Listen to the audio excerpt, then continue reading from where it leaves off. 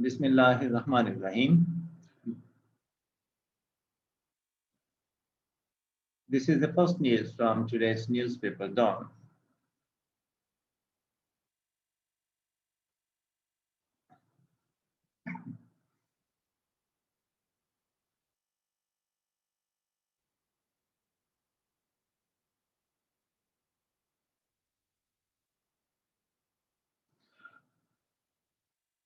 Okay, um, let me start once again. Where I am, here it is. Okay, this is quite unclose it. Okay, once again, Bismillahirrahmanirrahim. This is the first news from today's newspaper, front page Dawn. Washington sees coup as Trump supporters storm Capitol. Republican Senate leader assails move. Pence refuses to intervene in process for certification of Biden's election win. Here we see the news is like this. Clockwise, though Trump protesters entered the Senate chamber on Wednesday, in Washington, United States Senate staff carry a box containing state electoral college votes at the United States Capitol.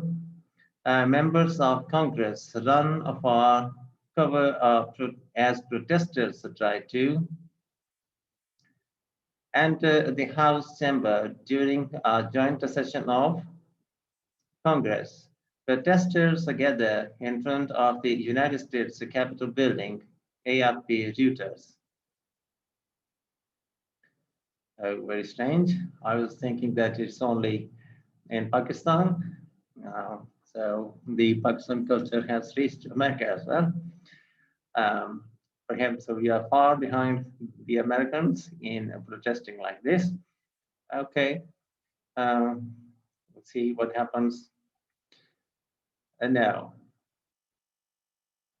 I'm going to read the news. Washington, Donald Trump's supporters on Wednesday stormed a session of Congress held to certify Joe Biden's win as a desperate last-minute attempt by the president to overturn his election laws, sparked chaos and accusations of a coup attempt. Hours after an extraordinary rally by Trump challenging his defeat, his flag-waving backers broke down barricades outside the Capitol and swarmed inside, with the special session going into an emergency recess as protesters entered the chambers.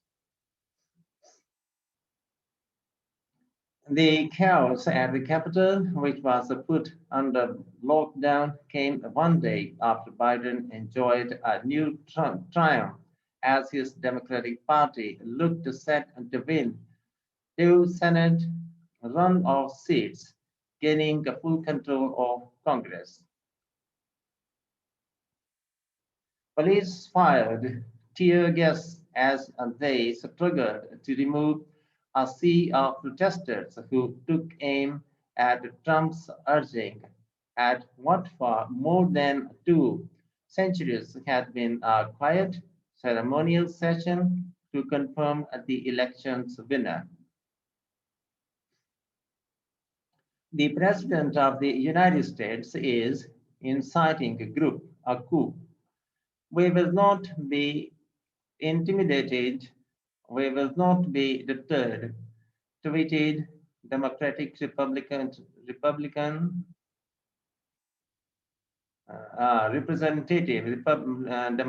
Representative Karen Bass.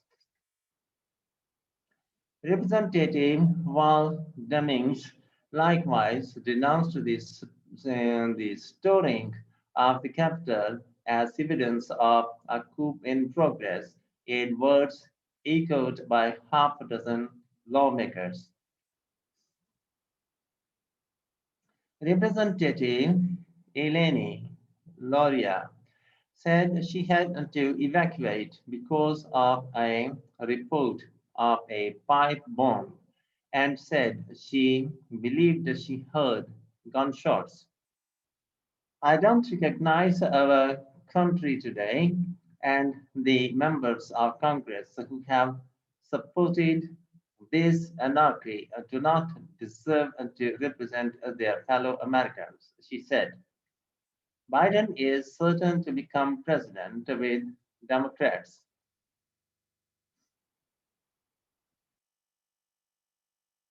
already controlling the House of Representatives, but more than 140 Republican House members and a dozen Republican senators have sided with Trump in challenging the results, even though no evidence of fraud has been proven in court. Republican Senate leader Senator Mitch McConnell, for 4 years, a staunch backer of Trump denounced the challenge in an impassioned address, noting that the results of the November 3 vote were not even close.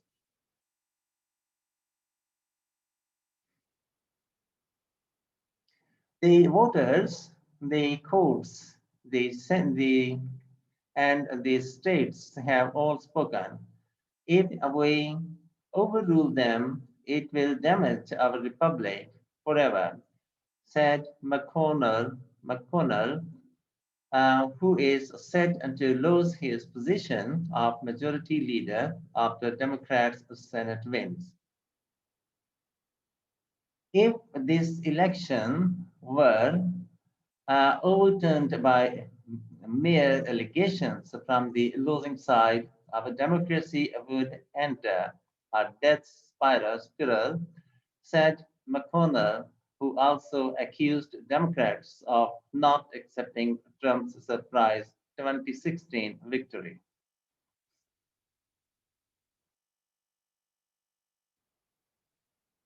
Senator Chuck Schumer voiced alarm moments before protesters entered in the Capitol, saying an element of the Republican Party believes that their political viability hinges on the endorsement of an attempted coup.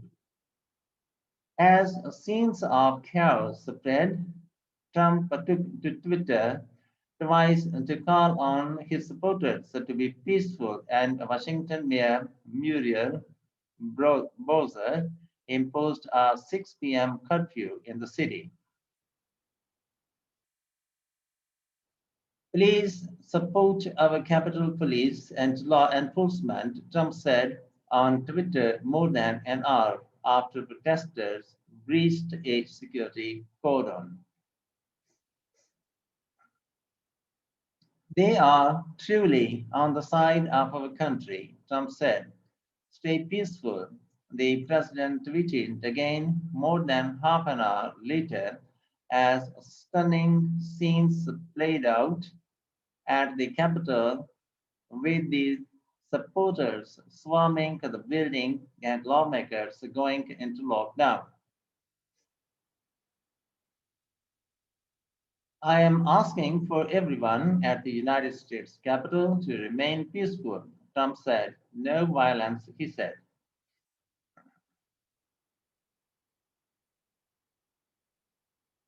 However, in his rally near the White House, Trump had urged them to head to the Capitol. We will never concede. Rambling angrily, the president warned weak Republicans not to certify Biden's victory and put direct pressure on Vice President Mike Pence, who ceremonially presided over the session. We will never give up. We will never concede, Trump told the cheering crowd, few wearing masks despite a spike in COVID-19 cases. I hope Mike has the courage to do what he has to do, Trump said, describing the United States election as less honest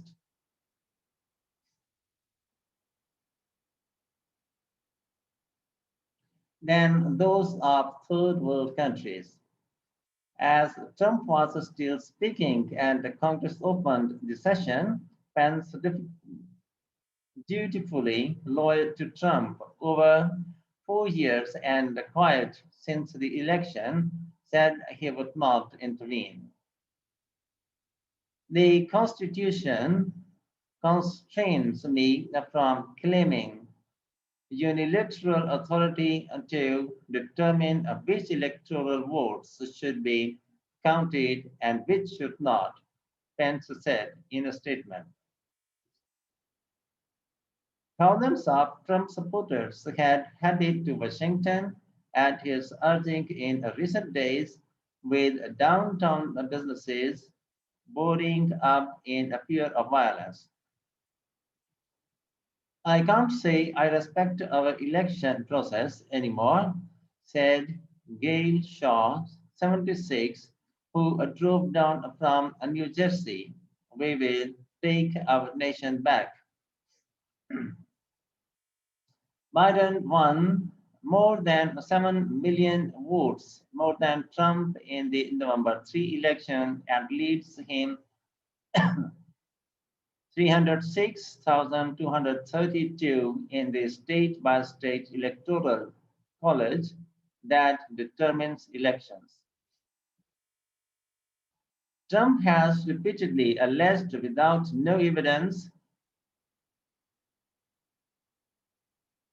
and that there was vote rigging, but his team has not been able to prove a single case in court.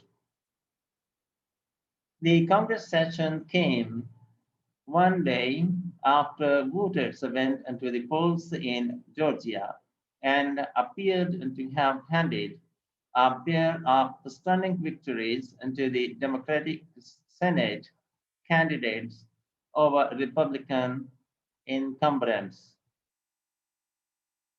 incumbents.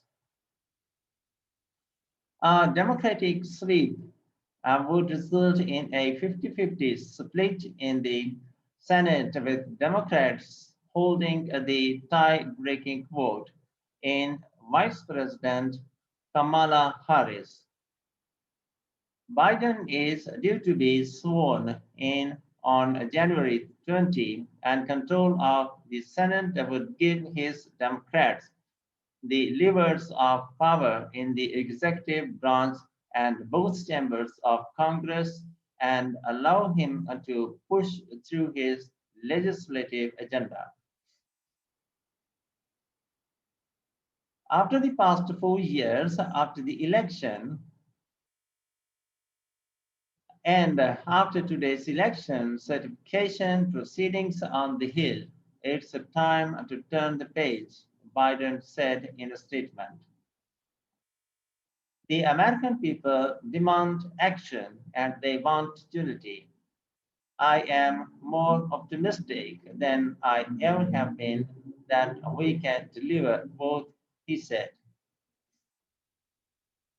In Georgia, Democratic candidate Raphael Warnock, the pastor at the Atlanta church where Martin Luther King once preached, was projected to defeat Republican Kelly Loeffler, a 50-year-old businesswoman appointed to the Senate in December 2019. Warnock, 51, would be just the third African American to win a Senate seat from the South. In the other Georgia race, Democrat John Ossoff, a 33-year-old video producer, claimed victory on Wednesday over Republican David Purdue, AFP. So, uh, in the end, the formal request, if you have not yet, please subscribe our channel and press the bell button to get fresh from us. Thank you for watching. Have a nice time. Goodbye.